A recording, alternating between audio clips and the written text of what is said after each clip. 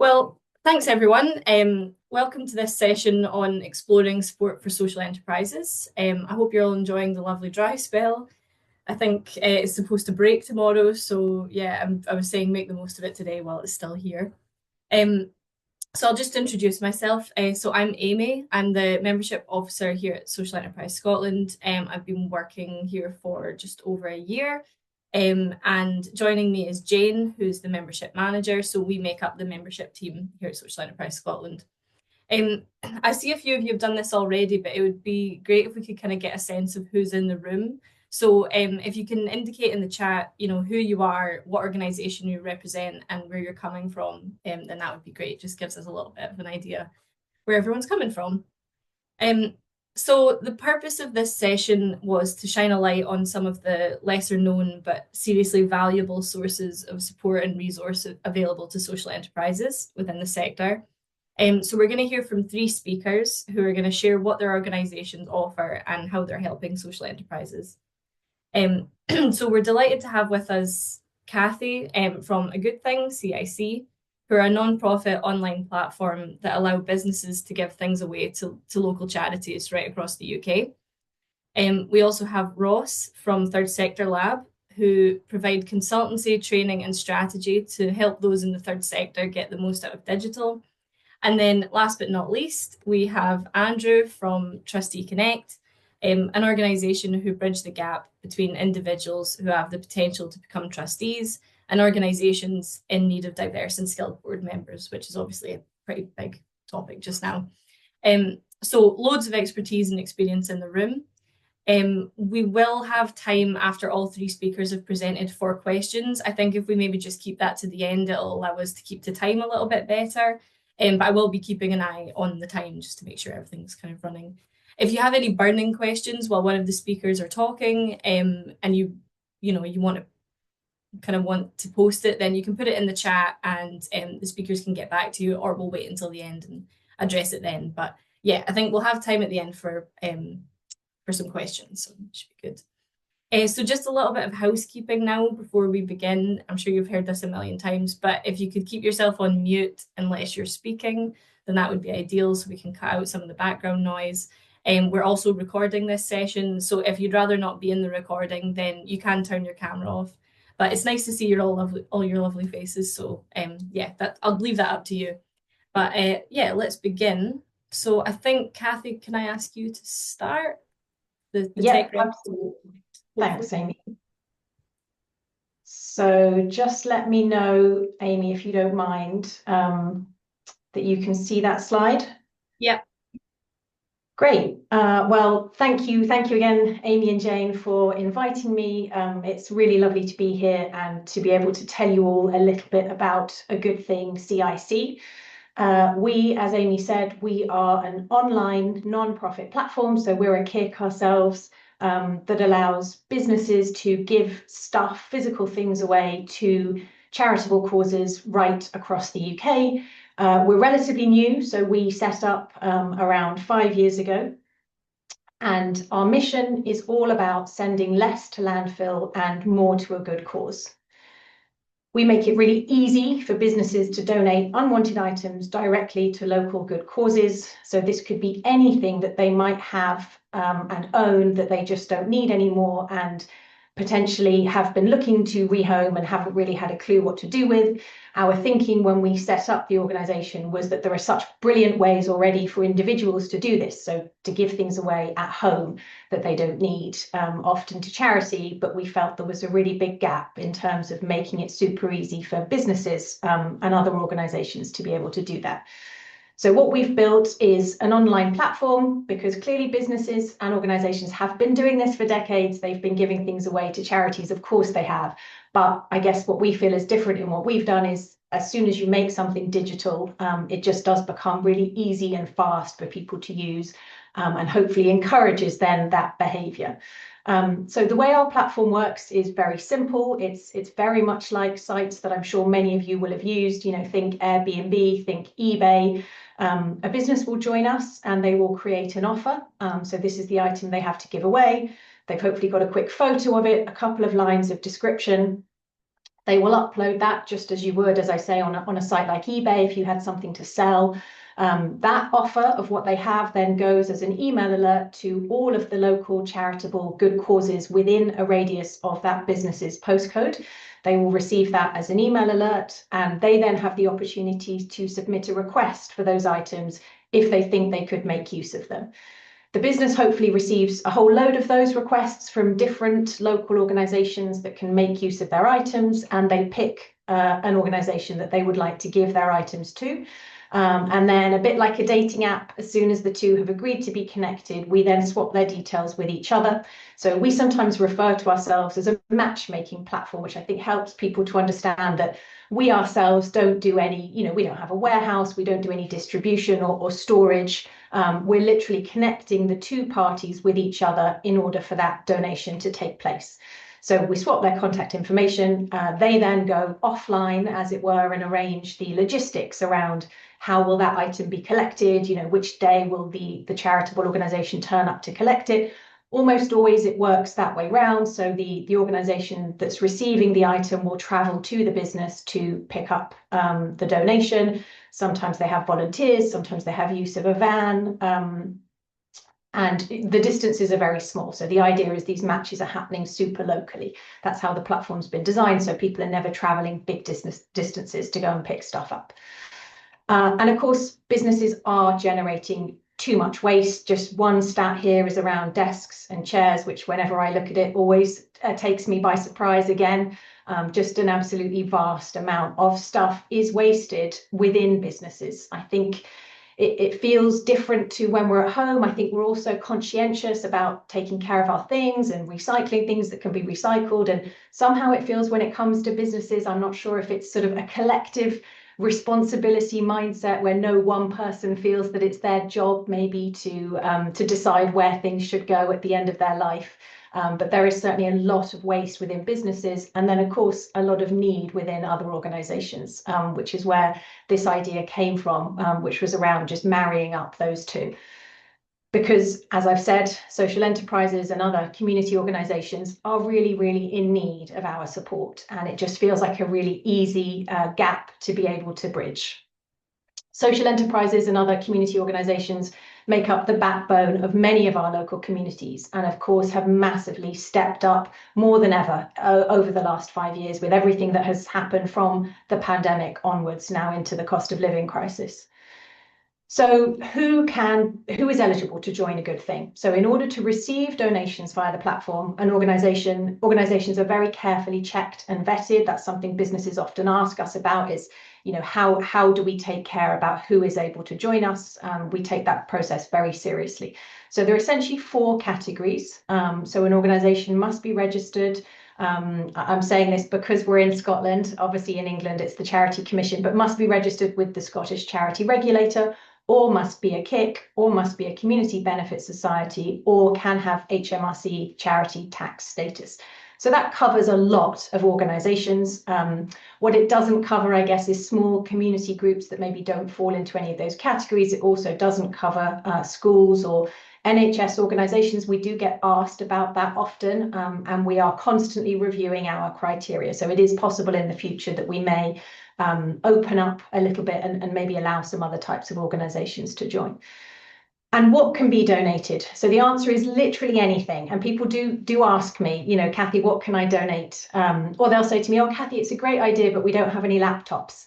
And then I'll show them this slide and just really emphasize the fact that literally anything can be and is donated. So you get a little bit of a sense there from some of those images, but we have had everything from a caravan, fire extinguishers, a giant puppet.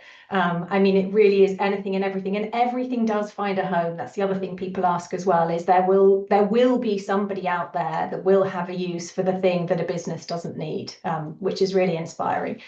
And these donations have a massive impact on the organisations that they go to. These are often organisations that are really struggling for funding. They don't have extra money to spend on some of the things that are donated via a good thing. Often these are things that they really need as part of their operations, but they just weren't able to use any of their core funding to access them.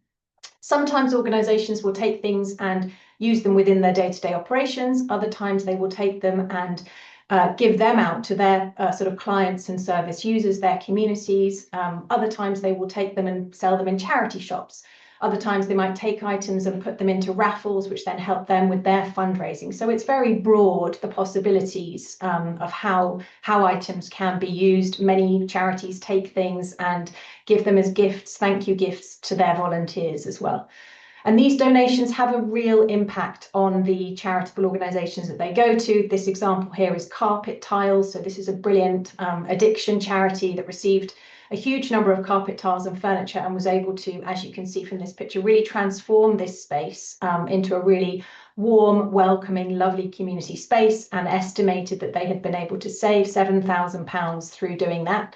And this example here is IT equipment, which is perennially very, very popular, as you can imagine, and does have just a massive impact on charitable causes, many of whom are working on very old equipment or slow equipment, which does then have a real impact on the work that they're able to deliver.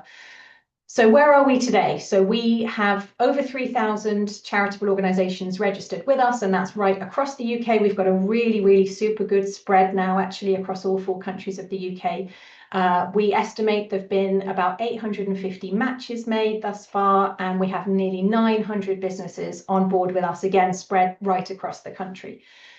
A really exciting development for us in the last couple of months. This is a new platform feature that we were building up to for a long time, so we're super excited about it, and we've called it Charity Need.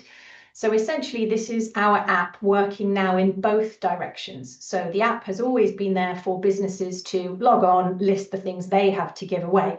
But now the idea is charities, charitable causes, can also log on and list the things that they need, and those needs then go as an email alert to the businesses in their area. So as I say, it really is the app kind of working in the other direction. And businesses have been super responsive to this. So they love knowing that there's an organisation just down the road that is really in need of this particular thing. I think there seems to be something about the specificity of it that seems to really capture them. And of course, often they'll see these needs and think, oh, hang on, we've got some of those, or we've got a cupboard full of those, or we've got an outbuilding with some of those sitting there. And it will sort of prompt them or sort of spur them to remember that they have these things that they can donate. All kinds of different things pop up in the charity needs. It really is just, again, a massive range, a bit like the things that get donated. So just in that screenshot there, we've got some furniture, we've got some baby equipment, we've got tech, and then we've got meeting space. So it isn't just physical things. So meeting space has been donated historically, training sessions have been donated, use of mini buses. So it doesn't just have to be physical things. I think I've raced through everything that I wanted to say. As Aimee said at the end, hopefully there will be an opportunity for questions, but thank you so much for being here and for listening. And I really hope that for some of you, a good thing will be something useful that you are able to sign up to and benefit from.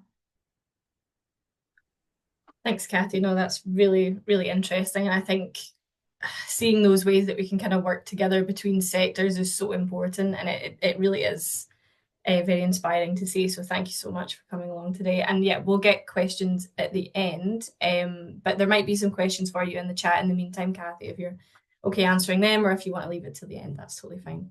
I think we'll move on to the next speaker. So Ross, if you're okay to share your screen, please.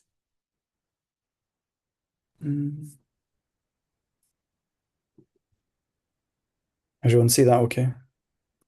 Yep. Cool. Okay. Grand, right. I don't have any slides. I'm going to share some websites and I'm going to put them all in the chat box and people can bookmark them or not. There'll be lots and lots of stuff that I'm about to throw at you. Some of it will be useful to you, some of it might not.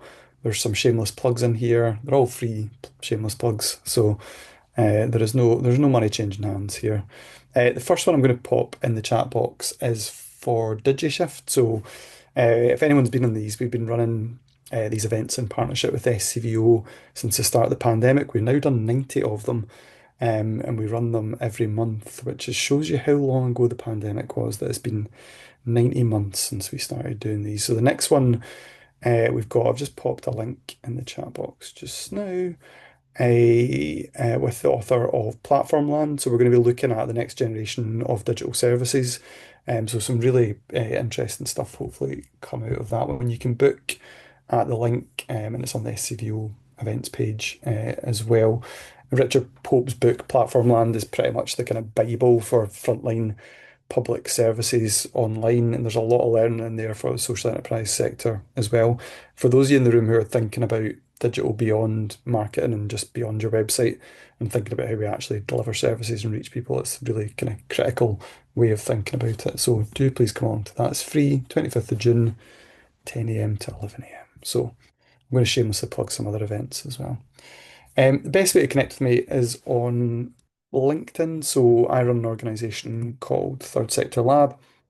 We do a lot of work in the services space. So we do things like building websites, digital transformation support for organisations, campaigns, content design.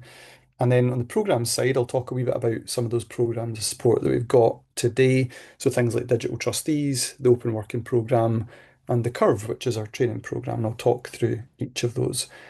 Shameless plug number two.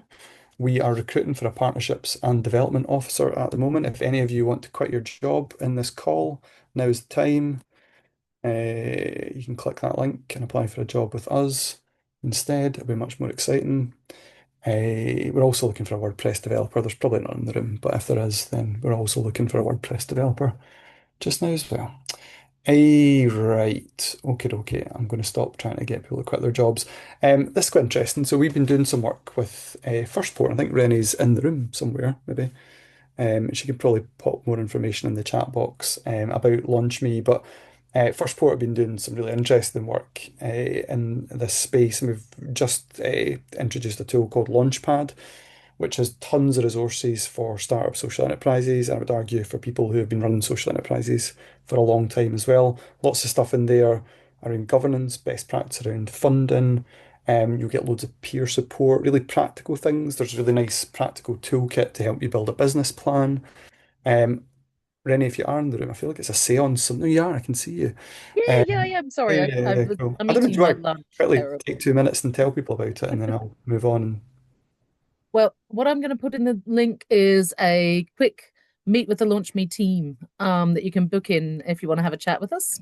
And yeah, it's really about creating that guided pathway through the social enterprise sector and its support. It's been co-designed with a lot of lived experience at its core, including my own, being neurodivergent and having run a social enterprise and started it. And we have been incredibly impressed at Third Sector Lab, amazed at some of the tools that are out there, and how much they can save time and how much we can bring those savings to our social enterprises through digital assets. And it's on demand when they have the energy to do it.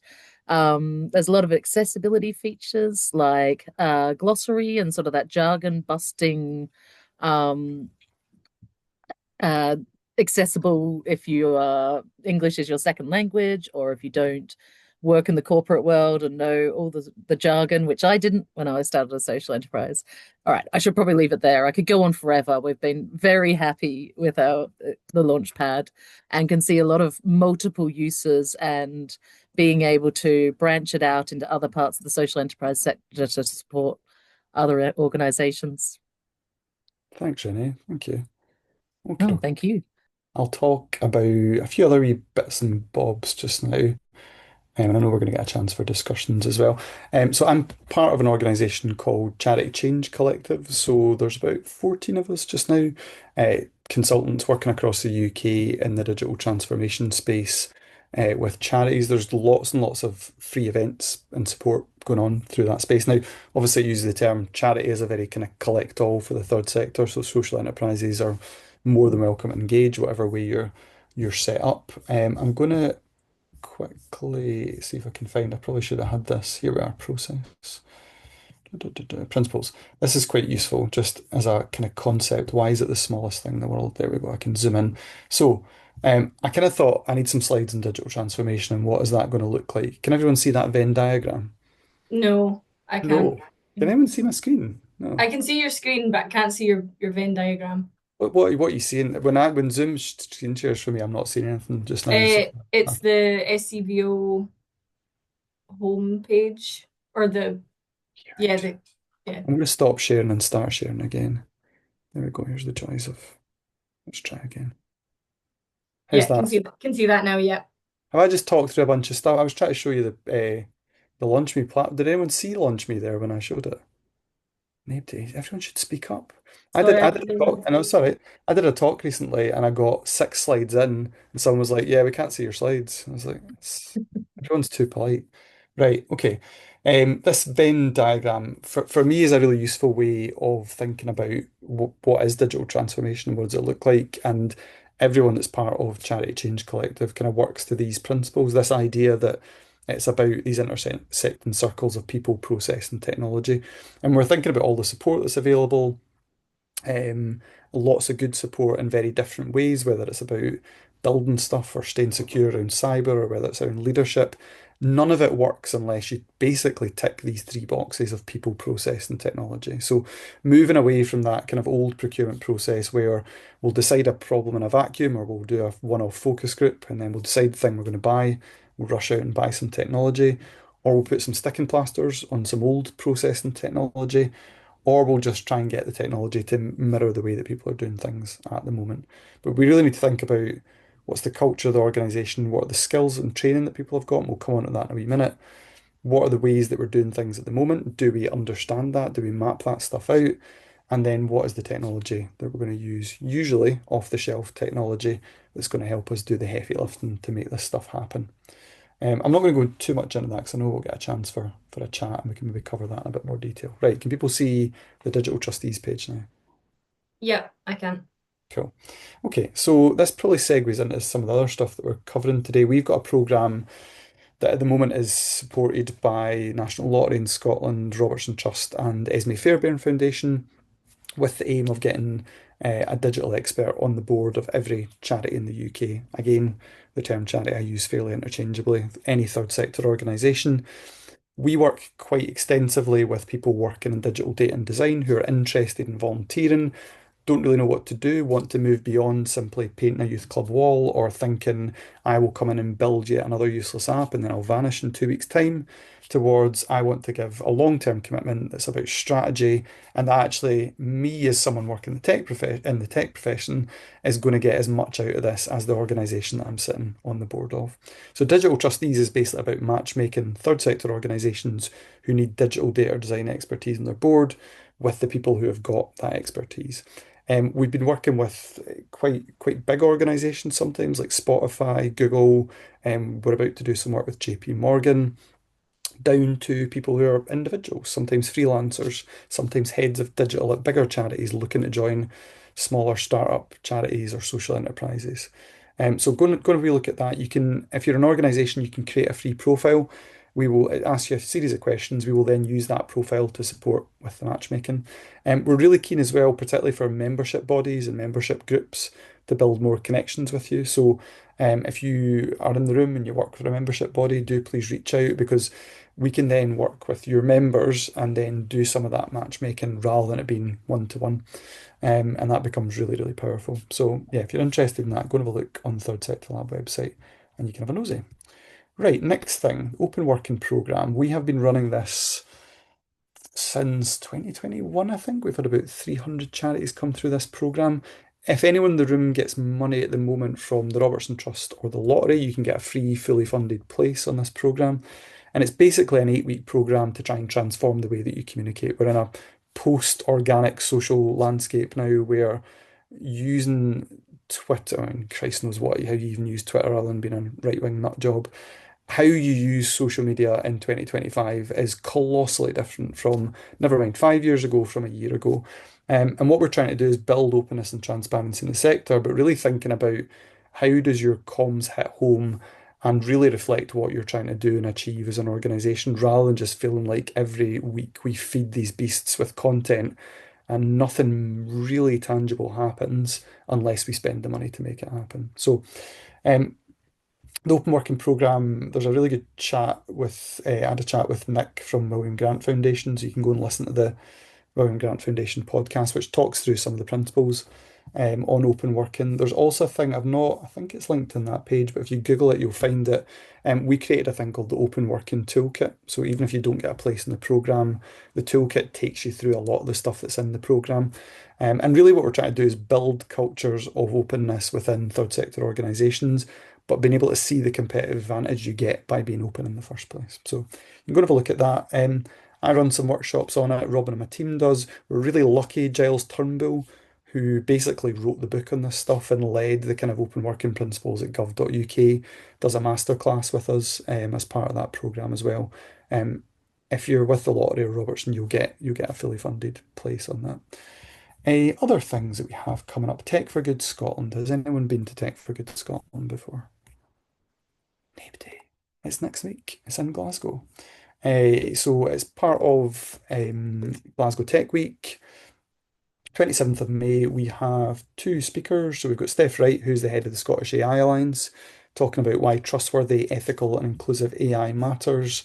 And we've got Eliza Ralph, who's a PhD researcher, talking about games for good, so unlocking the power of play for social impact. It's in Glasgow. If you go on the Third Sector Lab website, click on the wee tab at the top, you can sign up. It is sold out. I'll put a code in the chat box if anyone wants to come along, and you can come along as our guest for free. If you all use it, we're kind of, I don't know what will happen. We won't have enough room. But I think there's about 10 places left as guests, so fastest fingers first and you can come along. We run it every 2 months, so if you don't come this time, you can come another time.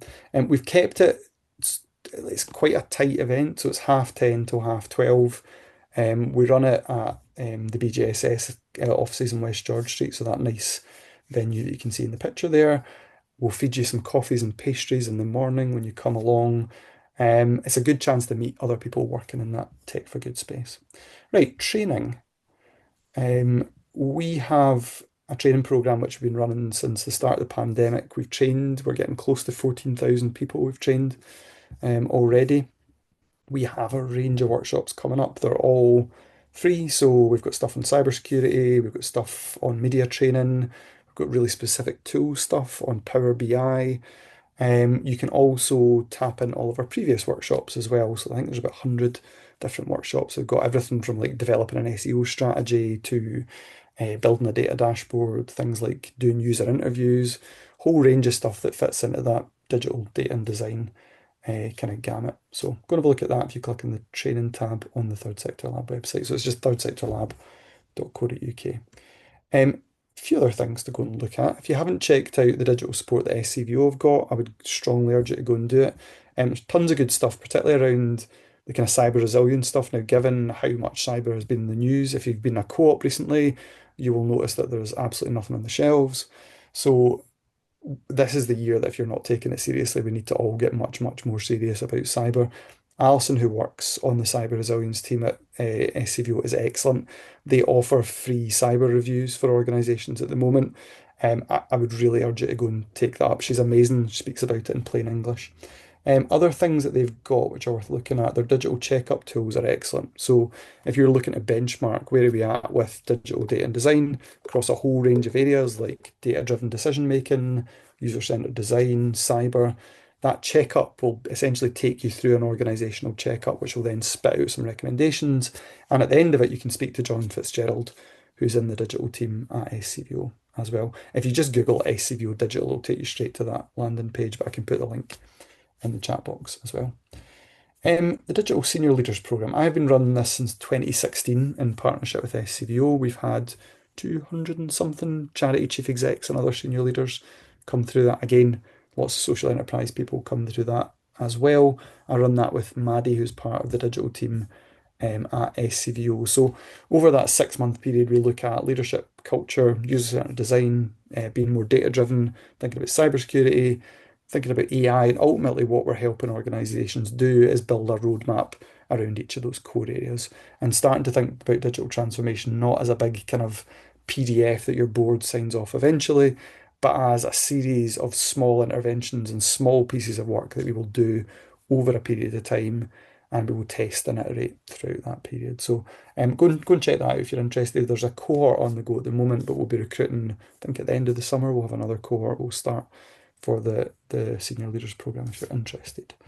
The final thing, and I'll put this link in because it is a very clunky, not very nice link. I'll pop it in the chat box just now. We are part of a wider network with CAST, who are the Centre for Accelerated Social Technology. So there's us and a bunch of other organisations, kind of like Third Sector Lab, supported by the Esme Fairbairn Foundation. And when you click that link, you'll be able to see some of the work that's going on in there. So our digital trustees work in the Curve as part of that as well. There's also things like Dovetail, which is an amazing tool which helps you find digital providers. So if you're in the space where you want to procure any digital services, that will kind of guide you through that. It's completely independent. There's things like Design Hops, which you can be part of an interactive cohort if you've got a kind of user-centered design issue that you're working on at the moment. It is fully funded, which is obviously a relief because trying to get a service designer to do any work is very difficult and it's very expensive. And then the final one that's probably worth touching on there, Digital Candle's been doing some really cool stuff. So they provide one-to-one consultancy support. So you can apply through Digital Candle, tell them that it could be like we have set up a Google Looker dashboard. I volunteered it a year ago. We know we want to pull in data from lots of places, but we've no idea how they did it. Can someone who's got the expertise sit down and help us for an hour? And they will match you with an expert in a specific field. So worth going and looking at. Right, I've talked a lot. I'm going to stop talking. Does anyone need to lie down in a dark room now? Oh, that's great. Thanks, Ross. Yeah, loads of information, but loads of really, really useful stuff there. So we will, take everyone make a note of those links, but we will also kind of share these out as well, just to make sure that nobody misses out on the good stuff that's been shared. But no, thank you so much. That was really, really, really useful. Thank you. So we'll just move on to Andrew just now. And again, if you have any questions, pop them in the chat or we'll catch them after this. Thank you. Yeah, that's looking good. I can see that.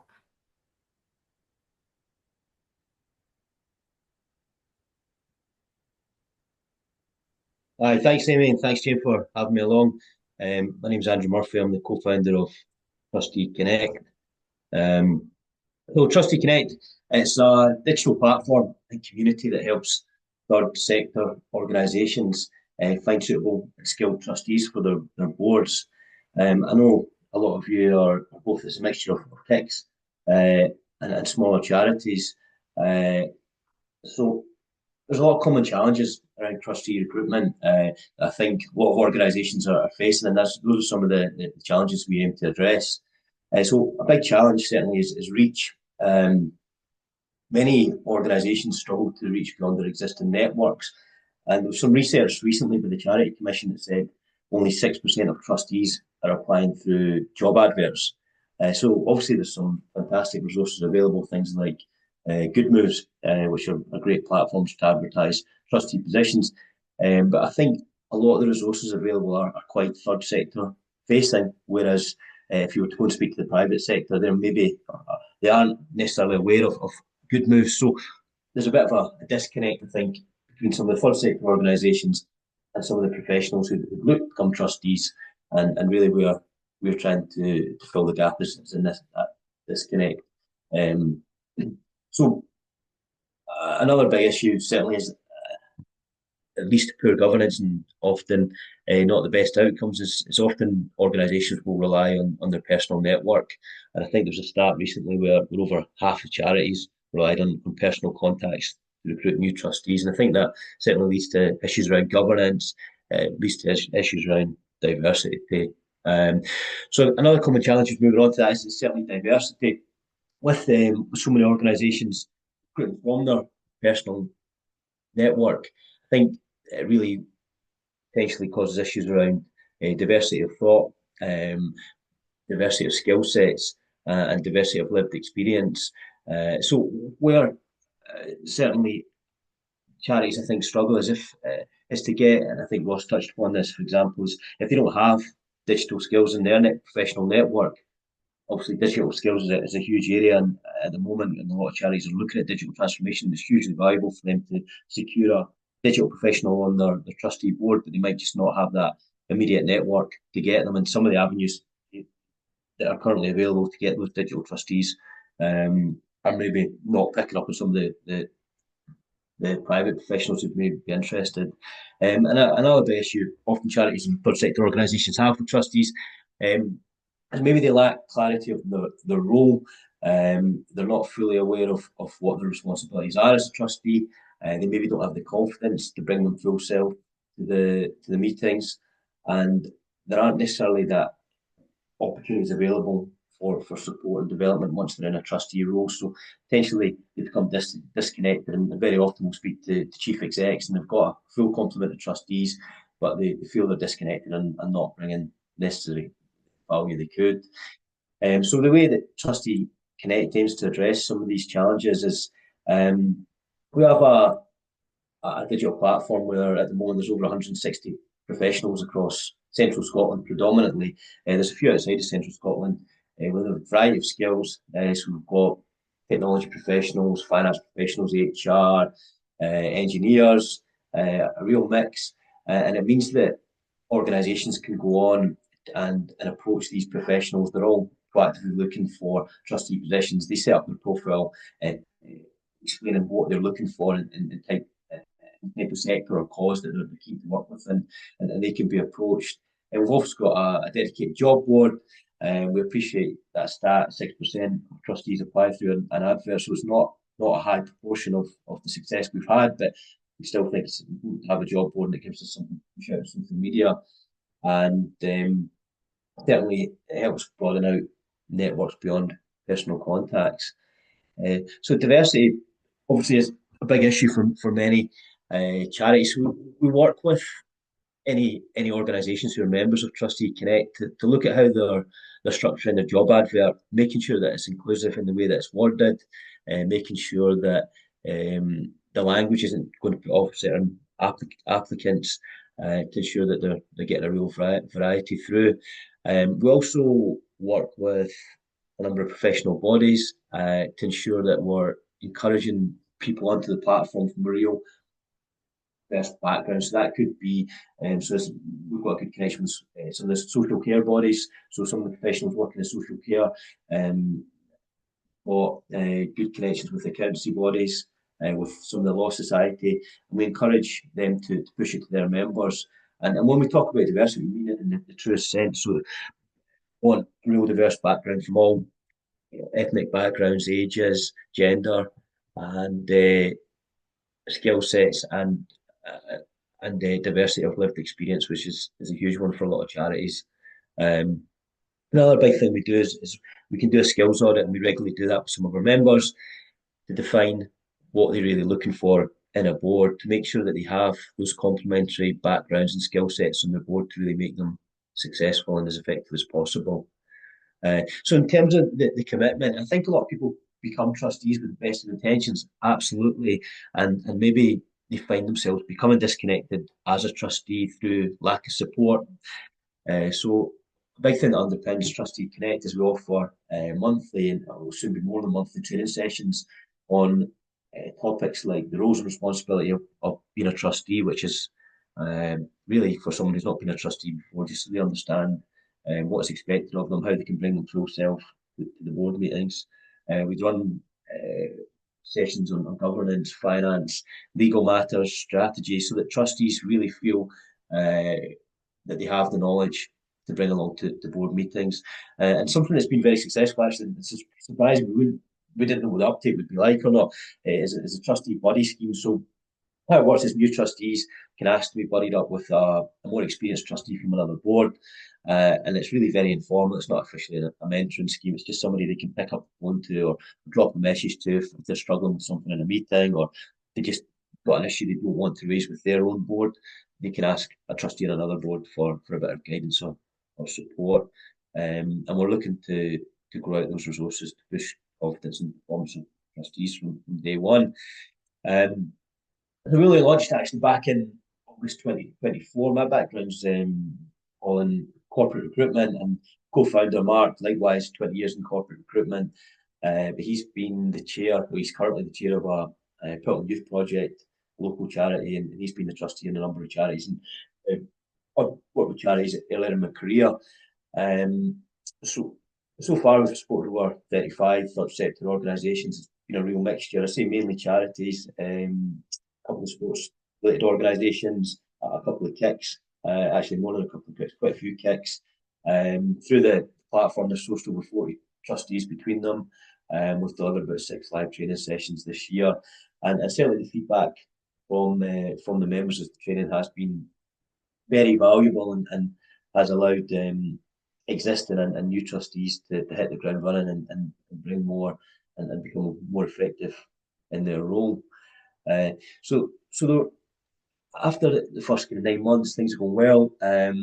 We really want to be able to expand out. I think some of the organisations that really struggle to recruit trustees would be due to geography a lot of the time. So you've got some fantastic rural organisations across Scotland making huge impact, but they really struggle to get that diversity of thought and diversity of skill sets on their board. So we're pushing hard to try and have a stronger geographic reach across Scotland. And with that, we're pushing a number of new partnerships with both public and private sector organisations across Scotland to help bring more professionals to the platform. And really, that is a key area over the next few months, is to diversify the professionals on the platform. We'll be launching new training modules, which we're doing in consultation with existing members to see how we can bring new topics in that can assist them. And we're exploring digital tools to make the matching process slicker and more effective.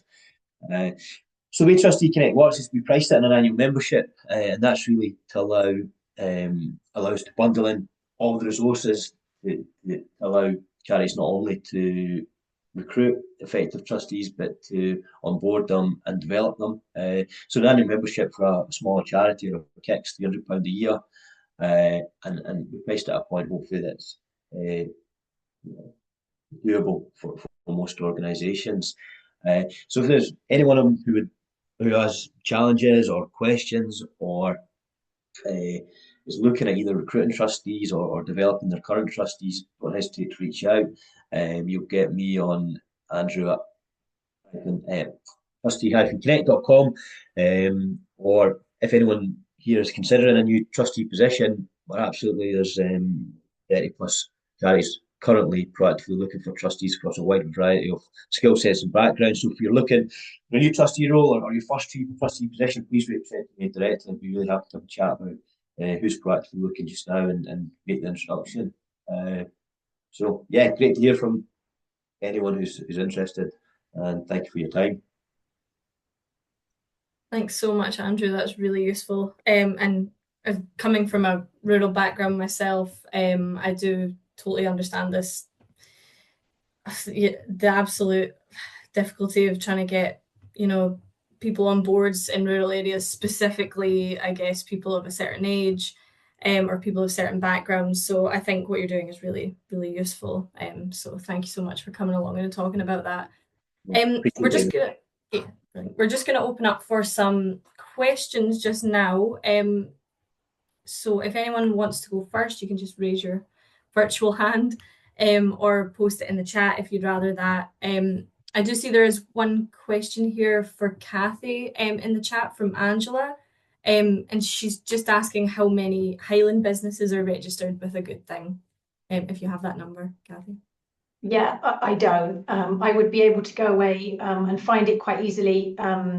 What I would say is that, we are still in a growth phase. So as I said, we've been going for 5 years, which is still relatively young.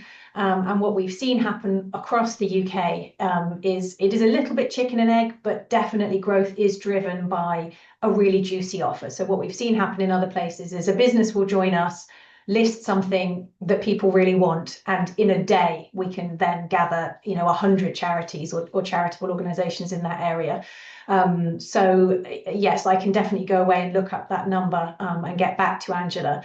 But if it's low, I wouldn't let that put you off, if that makes sense. And of course, me doing this is what I'm doing all the time in order to help us to grow and to get more businesses and charitable causes on board everywhere. We would love one day for every business in the UK to be using this. But yes, I can definitely get back to you with that exact number. Great. Thank you so much for that, Cathy. Raymond? Just to follow on there, Cathy and I have been having a bit of a chat in the chat. I'd asked about, and I don't know if that's been public or not. I think it might just end up being between the two of us. So it was just to share that. Cathy, do you want to kind of mention that? Yes, absolutely. So Raymond was asking about supporting us and helping us to spread the word to businesses as well as to charitable causes. Because of course, as you will have gathered from listening to me, we need both in order for this to work, right? We need lots of businesses and we need lots of charities. So of course, we would love all of you to use it if it makes sense for you to use it, but also, of course, to spread the word and to share it with other organizations, whether they're people who might donate or people who might receive donations. Aimee and her colleagues have been a massive help to us already in the sort of year or so that we've been connected in terms of helping us with that work. I have a number of useful resources that I can share with anybody who'd like to spread the word. We have a really nice digital postcard that's just super clear and simple that can be attached to an email or sent with a LinkedIn message. That just describes in a nutshell exactly what it is. The great thing for us is it's such a simple concept that people do kind of get it really quickly, which is fantastic and makes my job easier. I've also got a number of other things. I've got a sort of 100-word summary, which again, people find useful.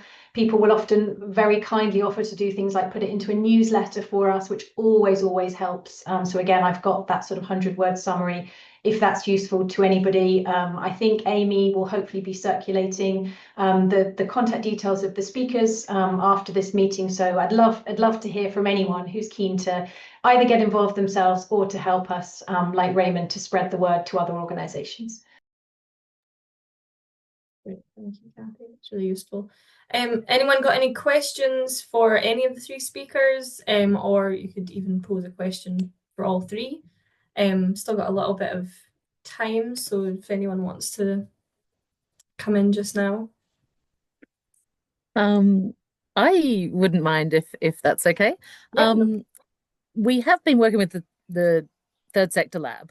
I do wonder how we've talked previously about having a drag through that goes straight to the Bisocial Scotland site, and that sort of being something that we can arrange a kind of link up digitally.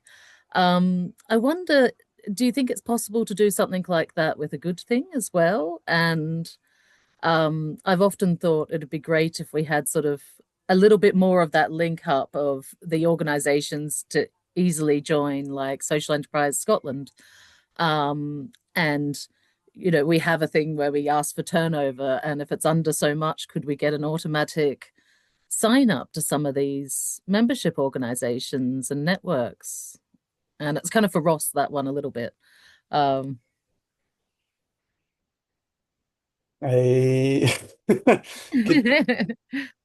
I don't know the answer to that. So there's a question that, do you mean like an integration of the two? Yeah, just thinking about how we sort of really provide that map of all the resources that are out there, because I'm still finding them constantly, and I kind of collect them and bank them, and we are very much sharing other people's resources rather than trying to create loads of our own. Because I didn't know half of this existed, and if I did, I might not have had to shut down my social enterprise. And it's on me for not looking for it and everything else. But I think if it's just integrated into how to start a social enterprise, the steps that you take, that sort of roadmap of you sign up with Social Enterprise Scotland and get these pieces from them. And the more automatic and sort of connected we could make these digital resources, the better. Yeah. I think the tricky thing with all this stuff has always been keeping something up to date unless it auto updates. So like it's quite unusual for so what we would struggle to do is like pull in SCVO's like events feed, for example, because I don't think it's available as like an open feed. And that's always been the tricky thing where you're kind of just signposting in a kind of quite a static way, and it's quite tricky to do something different from that. I do think there's still merit. I think there's something about information overload though, where I've seen like a lot of digital resources that have been gathered up before, where the sheer quantity of it's overwhelming, and like the way that you kind of categorize and cherry pick the ones that think are going to be most valuable, and that they might have jumping off points once you get there. I don't know if Yeah, that it's was definitely, as but somebody neurodivergent, it's all about the layers. You yeah. can't, and it's about those starting pathways, particularly. So, I mean, sometimes I think if people knew what it was going to take, nobody would ever start a social enterprise. Yeah, I mean, something we Most did of us go in for, blind. yeah, no, totally. I mean, we did a thing for, I can never remember the acronym, but it's basically the Welsh version of SCVO. And we did a kind of digital toolkit for them maybe 2 years ago. And it basically was just the kind of main kind of core categories around like digital inclusion or user-centered design or cyber. And then for each of those, it then gathered up the kind of best resources from across the sector. And there was usually, I think there was like quite strictly 10 in each one. So it meant you were kind of like, you were filtering without it having to be, there's a search box and there's tagging that gets kind of really complicated. So that was quite nice, just as a really simple way of doing things. You could do something similar, I guess, yeah. Or we Mm. could do something similar. Jen's gonna hate me because like we've on a call and then we're like, we'll do another thing. Yeah, no, that could be a good idea. I think she's used to that with me. So Always got another thing. I guess there was one other thing I had to ask. I don't see anybody else's hand up, but one of the things we're looking into as we come to our last year of funding and making, doing some more slightly more experimental is combining that really localized in-person approach with a digital asset, so that you can do sort of half of the stuff online, half of the stuff on demand, and the other half in person, together, and sort of build those relationships. And I'm thinking particularly for that charity trustee. I think if we brought together more local social enterprises within a geographical sense, that could be a really positive thing. And I just thought we've got a room full of people in this field. and yeah, I mean, I'm um, sure Andrew's got opinions on this one as well. But yeah, we've done matchmaking events in person. So the last one was at the Social Hub in Glasgow. And it is nice to kind of meet people in person. I mean, there's obviously the geographical limitations, but a lot of charities and social enterprises and community groups only want someone local on their board anyway, so it can work really well. I don't know, Andrew, if you've got any thoughts on that. Yeah, I think it's a good point you raised there. Also, the constitution for a lot of the charities locally is that they have to have someone within living in that geographic area. So it is prohibitive to recruit it nationally. So that's one of the challenges I think a lot of the charities based in, say, the Highlands and Islands have. They need people staying in that geographic area because that's part of the constitution. So either change the constitution or you need to raise awareness locally. But it's challenging because you can't run events all over Scotland all the time.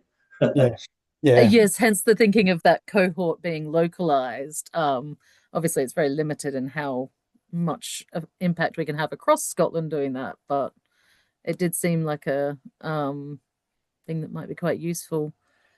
Mm. yeah. Just thought other people might have opinions on that.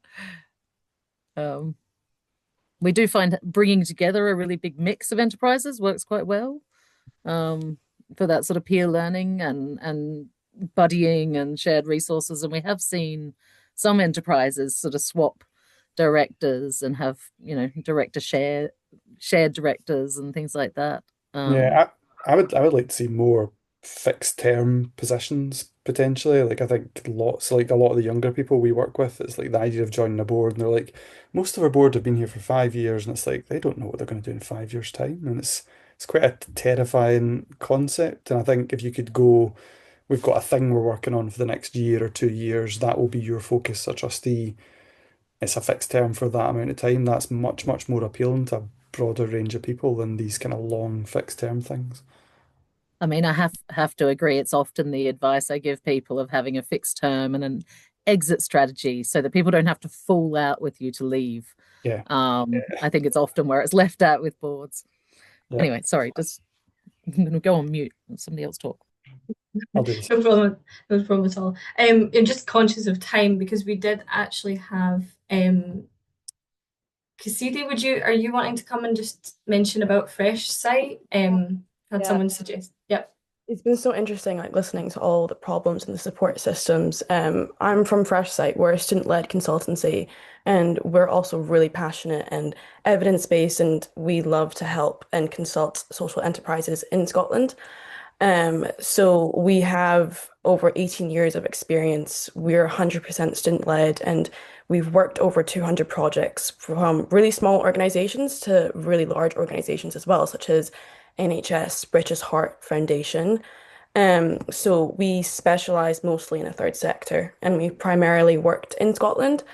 And we also adopt a bespoke pricing model as well. So we charge our clients a fraction of what a traditional consulting firm would charge.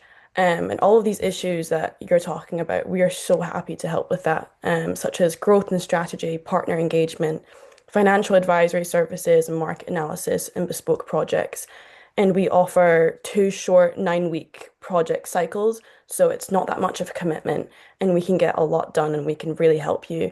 We pick students through a very competitive application process, and we all come from very diverse backgrounds and disciplines, so we can really give you that perspective as well. And if you need also help, like outreaching to other young people, we can really help with that too.